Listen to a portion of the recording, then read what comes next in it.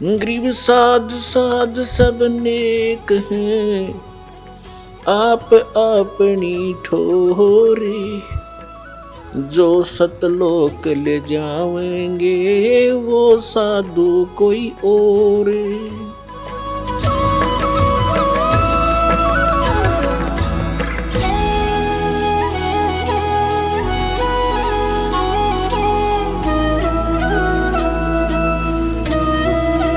पुण्यात्माओं, समर्थ के बिना हमारा कोई भी कार्य सफल नहीं हो सकता। अधिकारी ही उसको हमारे सब दुखों का निवारण कर सकता है। हमारे आध्यात्मिक अनुष्ठानों को भी वही सफल कर सकता है। जैसे एक समय युधिष्ठिर को बहुत भयंकर स्वप्न आने शुरू हो गए थे। महाभारत का युद्ध हो चुका था। युधिष्ठिर जी गद्दी पर विराजमान थे। अब वो जो मरे हुए व्यक्तियों की और उनकी पत्नियां जो हाहाकार मचा रही थी, बुरा हाल हो रहा था, और वो प्रेत आत्माएं उस युधिष्ठिर को सताने लगी जो युद्ध में मरे थे। नाथ और अनाथ जितने भी थे, वो भयभीत हो गया। आंखें फटी की फटी रह जाती थी। ऐसे देख रहा, ना खा रहा, ना पी रहा, ना नींद आ रही है। जंतर मंतर खूब करा लिए, सारा कुछ हो गया, लेकिन कोई राहत नहीं मिली। फिर गुरु जी के पास जाते हैं, श्री कृष्ण जी के पास। श्री कृष्ण जी से कारण और समाधान पूछा। श्री कृष्ण जी ने कहा कि तुमने जो युद्ध में बंधुघात किए हैं, ये तुम्हें हानिकारक हो रहे हैं। वो पाप सेध गया, वो पाप तुम्हें दुख दे रहा है। अपनात्माओं, गीता जी का ज्ञान देते समय अर्जुन ध्यान से सुन रहा था। श्री कृष्ण जी में प्रवेश करके काल कह रहा था कि अर्जुन तू युद्ध कर ले, तुम्हें पाप नहीं लगेंगे। गीता जी के अध्याय नंबर 2 के 37 और 38 में कहा है कि तू युद्ध कर, तुझे पाप नहीं लगेंगे। ये तो मैंने सब मार रखे हैं। अब जब उसने ये कहा कि तुमने युद्ध में किए हुए पापों का ये दंड भोगना पड़ रहा है, उसमें अर्जुन के हृदय में धक देसी हुई, झटका लग गया कि ये क्या बोल रहे हैं श्री कृष्ण। आज जब तो कह रहे थे मैं युद्ध मना करूं था, ये कहता कर लेते न पाप नहीं लगे, राज कह रहे हैं पाप लगेंगे। और समाधान भी साथ में बता दिया श्री कृष्ण जी ने कि अश्वमेध यज्ञ करो। अश्वमेध यज्ञ में बता के पूरे पृथ्वी के सभी उनको आमंत्रित करो, साधु संत फकीरों को और आम जनता को भी, जो तुम्हारे रिलेटिव हैं उनको भी। अब इतने व्यक्तियों को भोजन कराना अंडरस्टूड है, जिसमें करोड़ों व्यक्ति, अरबों व्यक्तियों ने भोजन खाना था, तो कितना खर्चा हो, तब वो यज्ञ पूर्ण हुआ थी। और यज्ञ के संपूर्ण होने के लक्षण बता दिए कि एक शंख रखा जाएगा अलग से 5 मुख का, और जब ये यज्ञ जब पूर्ण होगी, जब उसमें भोजन पालेंगे साधु संत फकीर ऋषि महात्मा देव ब्राह्मण, और ये शंख अपने आप आवाज करेगा बगैर बजाए, आप पे बाजेगा। ऐसे लक्षण बता दिए। तो उस समय अर्जुन चुप हो गया कि यदि मैं अब वाद विवाद करूंगा, श्री कृष्ण जी से कहूंगा कि आप पहले तो कह रहे थे तुम्हें पाप नहीं लगे, युद्ध कर ले, और आज वो पाप कहां से आ गए हमारे लिए। तो उसने सोचा यदि मैंने जुबान खोल दी तो युधिष्ठिर ये समझेगा कि अर्जुन प्रसन्न नहीं है 2 पैसे लगाने में, क्योंकि इसमें खर्च घना होगा मेरी आपत्ति निवारण में, और फिर ये ऐसा व्यक्ति है जिंदगी भर ये समाधान नहीं करवाएगा, मर जाएगा। युधिष्ठिर की स्थिति से, उसके नेचर से वो परिचित था, इस करके चुप रहा। अब जो आ गया भगवान, ऐसा ही किया गया। लाखों व्यक्ति आ गए, 33 करोड़ देवता, 88,000 ऋषि, 9 नाथ, 84 सिद्ध और 12 करोड़ ब्राह्मण, 56 करोड़ यादव जो श्री कृष्ण जी के रिलेटिव थे और अर्जुन के रिलेटिव थे, क्योंकि श्री कृष्ण की बहन अर्जुन के ब्याही थी। तो सभी रिश्तेदार और आसपास के सब साधु संत बुला लिए। वहां अरबों व्यक्ति इकट्ठे हो गए। भोजन बना के सब शुरू कर दिया। सब ने भोजन खा लिया, श्री कृष्ण जी ने भी खा लिया भोजन। अब शंख नहीं बजा। उस शंख ने आवाज नहीं की तो यज्ञ पूर्ण नहीं हुई।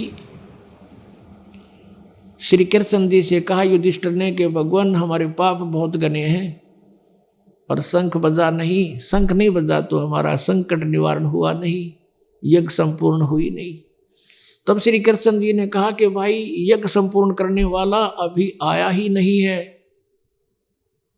युधिष्ठिर ने कहा भगवान ये ऐसे ऋषि महर्षि मंडलेश्वर 33 करोड़ देवता 88,000 ऋषि 12 करोड़ ब्राह्मण और आप जैसे महापुरुष ने भोजन खा लिया भगवान, अब इनसे अलग कौन रह गया इस पृथ्वी पर। तब श्री कृष्ण जी ने बताया कि ऐसे ऐसे एक सतगुरु का हंस है, पूर्ण परमात्मा का साधक है, सतगुरु का शिष्य है, सुदर्शन नाम है, उसको आमंत्रित क्यों नहीं किया तुमने।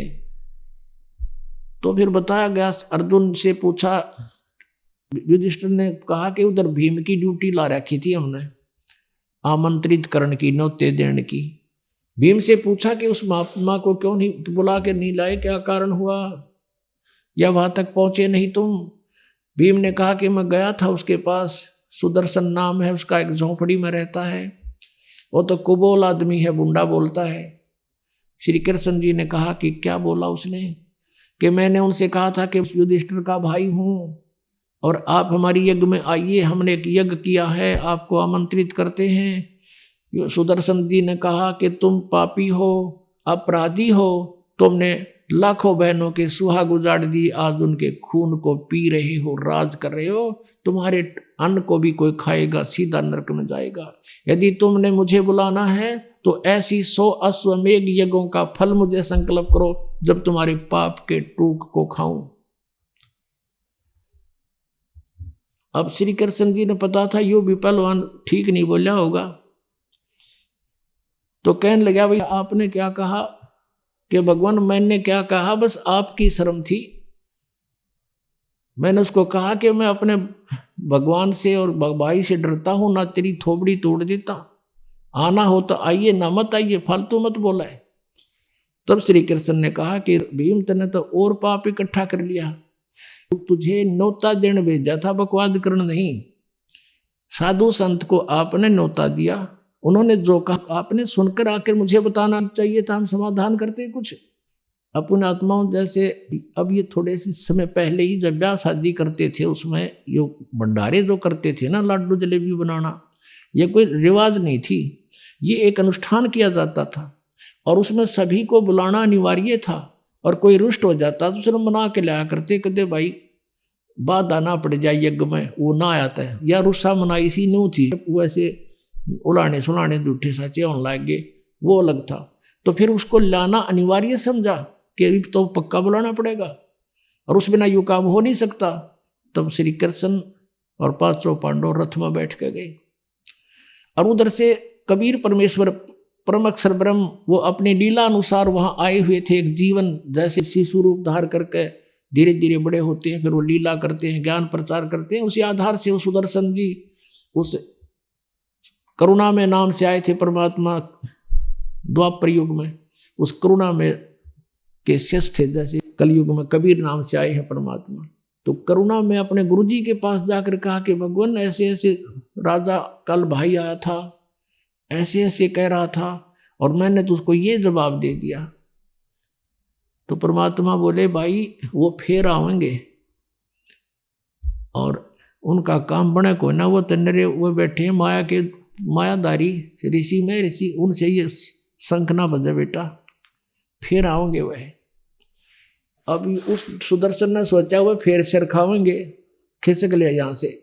सुदर्शन तो निकल गया सैर सपट्टे को 15-20 दिन का टूर प्रोग्राम बना के। अब पीछे से परमात्मा करुणा में उस सुदर्शन रूप बना के बैठ गया झोपड़ी में। अब कहते हैं जा करके श्री कृष्ण जी रथ रोक दिया 1 योजन दूर, यानी 10-12 किलोमीटर दूर। 1 योजन 4 कोस का होता था। पहले लंबे लंबे तगड़े तगड़े आदमी होते थे, अब एक किले की एक कदम बनाया करते हुए 1 कदम। तो वहां परमात्मा बैठे थे कुटिया में। श्री कृष्ण जी ने दंडोत प्रणाम किया विनम्रता से। जब श्री कृष्ण ने गुरु जी ने प्रणाम कर दिया तो चेले कितरेंगे, 500 पांडवों ने किया। तब श्री कृष्ण जी ने कहा कि परवरदिगार ये युधिष्ठिर राजा आए हैं और इनके भाई हैं, आप चलिएगा, इन्होंने एक यज्ञ अनुष्ठान किया है, आपको न्योता देने आए हैं, आमंत्रित करने आए हैं।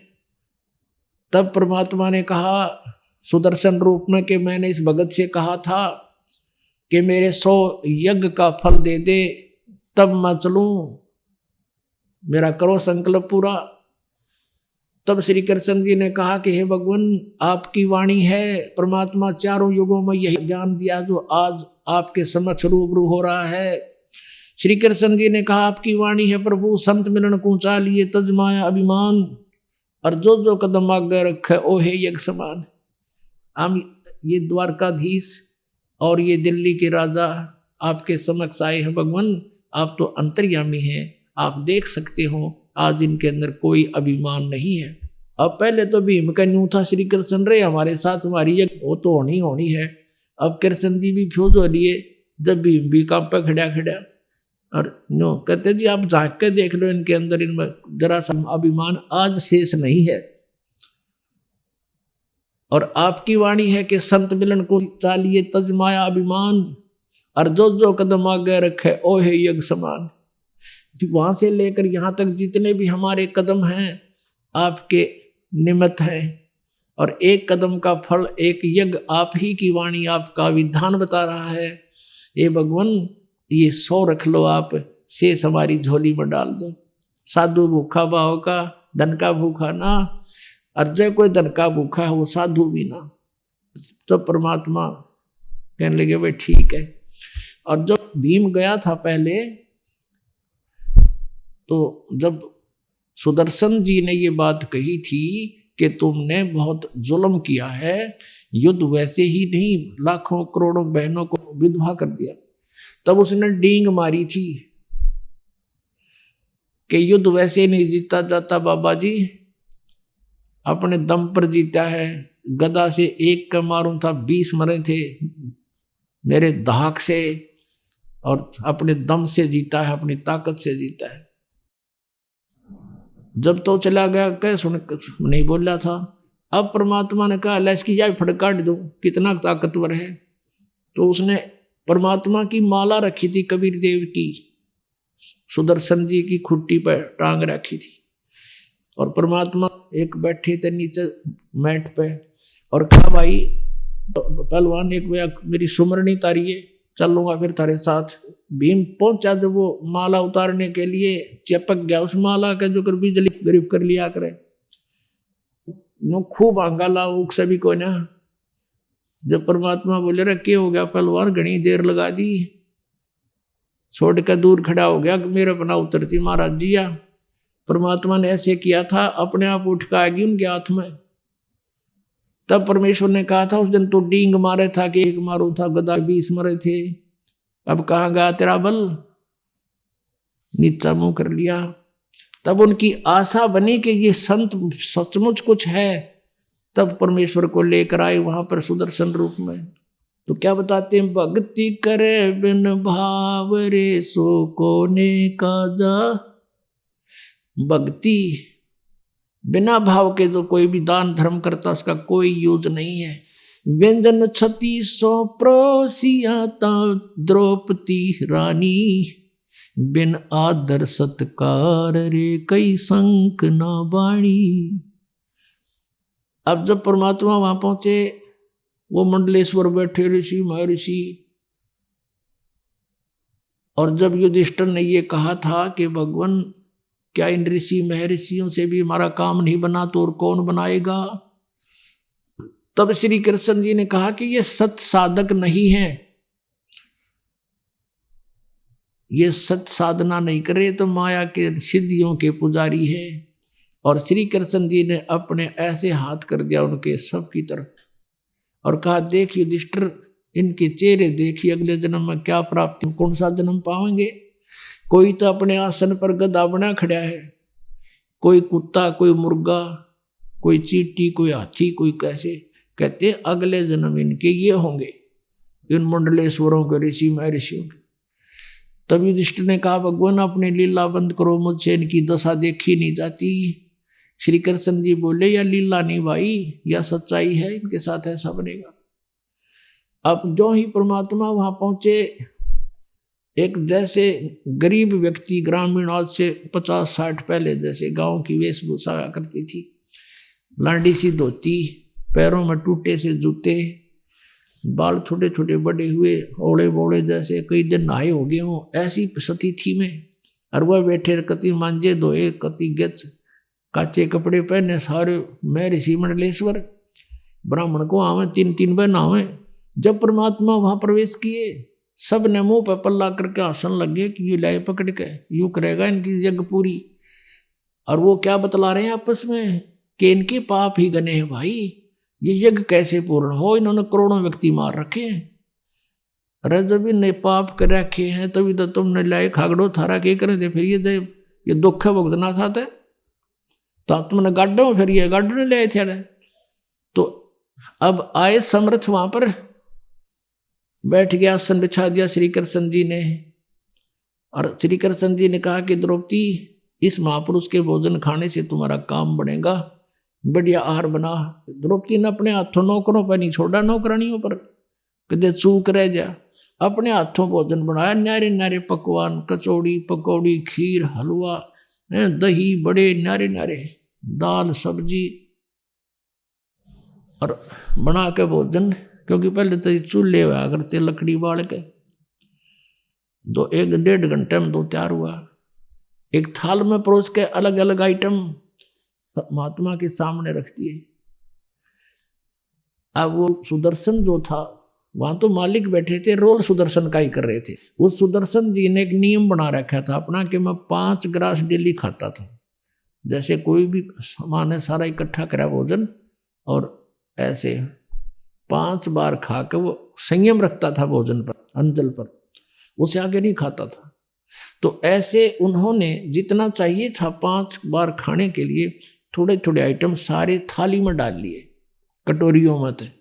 और फिर उनको ऐसे खिचड़ी बना लिया, लगे खिचड़ी बनाने, सबको मिलाने लगे। तो द्रौपदी ने यह सोचा था कि आज ऐसा स्वादिष्ट भोजन बना दिया है संत के लिए, ये घास फूस खाने वाला व्यक्ति और ऐसे मेरे बनाए हुए स्वादिष्ट आइटम को अलग अलग खाएगा, उंगली चाटता रह जाएगा। जब द्रौपदी ने देखा इसने तो सारा काम बिगाड़ दिया, तो उसके मन में दोष आ गया कि रहा शूद्र का शूद्र, क्योंकि वो वाल्मीकि जाति में थे सुदर्शन जी। कहा कि रहा शूद्र का शूद्र, इसने खान का भी नहीं पता, मैंने तो 2 घंटे तक आंख फुड़वाई धूमे में और इसने कर दिया गुड़ गोबर। ऐसा दोष मानकर मुंह सा चढ़ा के भीतर न चली गई। अब उधर से जब 1 ग्रास खाया, उस सबको मिलाकर एक बार शंख ने आवाज की, दूसरा ग्रास खाया, दूसरी बार की, 5 बार में वो जितना खाना था खा लिया। तो 5 बार शंख बोला और बोल कर रुक गया। तब युधिष्ठिर गया भगवान श्री कृष्ण के पास कि भगवान आपकी रजा होगी, हो गया काम, बन गई बात, शंख बज गया। तो श्री कृष्ण जी ने कहा कि नहीं, ये शंख नहीं बजा भाई, ये तो अखंड बजना चाहिए, काफी समय तक रुके नहीं, ये तो खंड हो गया, 5 बार बोला है कोई। तब युधिष्ठिर ने कहा भगवान अब किसको लाओगे बुलाकर? तब श्री कृष्ण ने कहा कि भाई और कोई शेष नहीं पृथ्वी पे, इस महापुरुष के एक बाल के समान 3 लोक नहीं है, लेकिन अपने घर में कोई त्रुटि है जिस कारण से यह बात बिगड़ गई। कबीर परमेश्वर भी कहते हैं सतगुरु के दरबार में कमी काहे की ना, अनसा मौज नहीं पाओता तेरी चूक चाकरी में। हमें कोई पूरा फल यहां से नहीं मिल रहा, तो आपकी कोई मर्यादा में त्रुटि है, उसको सेट करो अपनी को, फिर देखो ठाठ। तो श्री कृष्ण जी ने देखा कि द्रौपदी ने काम बिगाड़ा दिखाई, वह बुलाई कि बहन एक सच्ची बताना, महात्मा ने जब यू खाना खाया तेरे मन में कोई दोष आया? कहा जी गणाए आ गया मेरे मन में। तो नालायक तेने तो काम बिगाड़ दिया सारा, बता ये इसको कैसे प्रसन्न करेंगे? क्या मन में आया? तो उसने बता जी मन ने नो सोचा था ऐसा बढ़िया भोजन बनाऊंगी, और अपने हाथा बढ़ाया, मैंने नौकरानी का सहयोग नहीं दिया कि दे नमक मेरे तुम्हें कमी रह जाए। और सोचा यूं था कि महात्मा भोजन खाओगा, 6 जगह गुण गाओगा, मेरी द्रौपदी ने ऐसा भोजन बनाया वही कभी देखा ना सुने। और जब इसने ऐसा कार सारा काम बिगाड़ दिया तो मेरे मन में घना गलानी बन गई इस महात्मा के प्रति कि क्या का महात्मा इन्हें खाना भी ना आता। तब श्री कृष्ण जी ने कहा द्रौपदी तूने बैठा बैठा दिया, अब तूने एहसान नहीं किया इसको भोजन खिलाने का, इसने एहसान किया तेरे घर पे आकर तेरा टूक खाने का, और आपका फर्ज संत के सामने रख देने का है, उसकी क्रिया को नहीं देखना चाहिए। और साधु संत चठोरे नहीं होते बेबे। तब कहने लगी भगवान मुझसे गलती बन गई, कोई समाधान बताओ कि इसके चरण धो के पी, जब तेरे अंदर के पाप कटेंगे साथ में यू काम बनेगा। द्रौपदी लाई एक प्रांत ठाक है, बड़ी थाली और पानी का जग रखा, भगवान के हाथ जोड़े प्रार्थना की भगवान क्षमा करो, चरणामृत दो दाता हमारा कल्याण हो।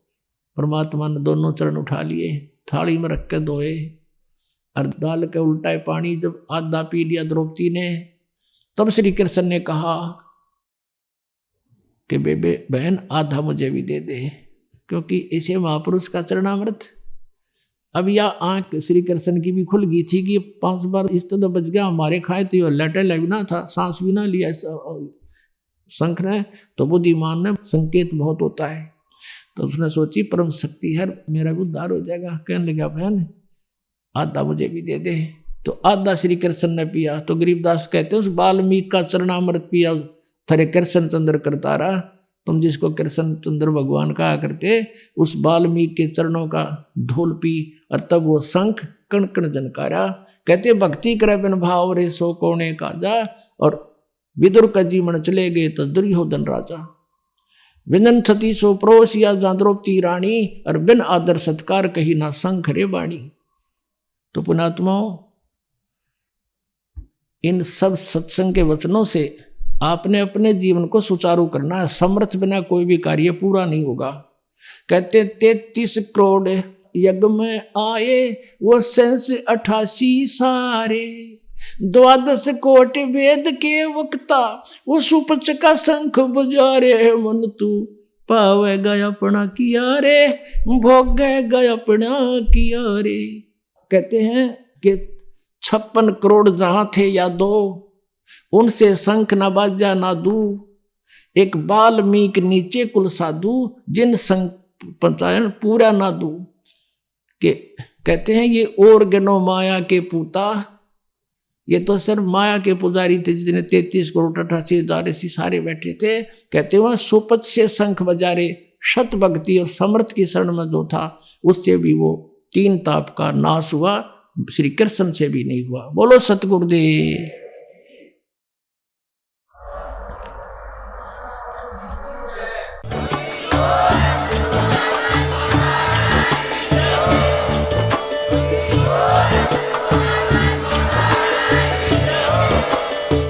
सुन रहे थे जगत गुरु तत्वदर्शी संत रामपाल जी महाराज जी के मंगल प्रवचन। अधिक जानकारी के लिए विजिट कीजिए हमारी वेबसाइट www.jagatgururampalji.org। संत रामपाल जी महाराज जी के शुभ आशीर्वाद से पूरे विश्व भर में 500 से भी ज्यादा नाम दीक्षा केंद्र हैं, जिन पर संत रामपाल जी महाराज जी द्वारा ऑनलाइन निशुल्क नाम दीक्षा दी जा रही है। अपने नजदीकी नाम दीक्षा केंद्र का पता करने के लिए संपर्क करें 8222880541।